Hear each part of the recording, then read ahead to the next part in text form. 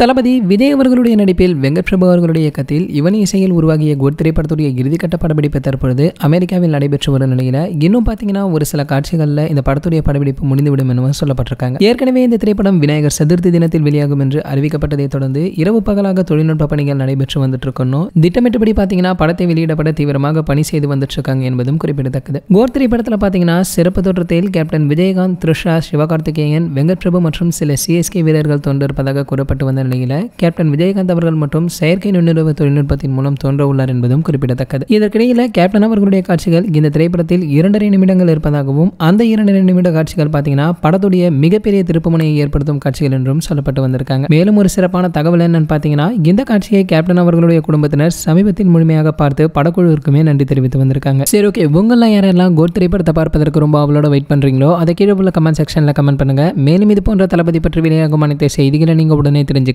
நம்மளுடைய தளபதி 360 நம்ம சேனலை சப்ஸ்கிரைப் பண்ணிக்கங்க. பக்கத்தில் உள்ள பெல் ஐகானை கிளிக் பண்ணிட்டீங்கன்னா நீங்க நம்ம வீடியோவை மிஸ் பண்ணாம பார்க்கலாம்.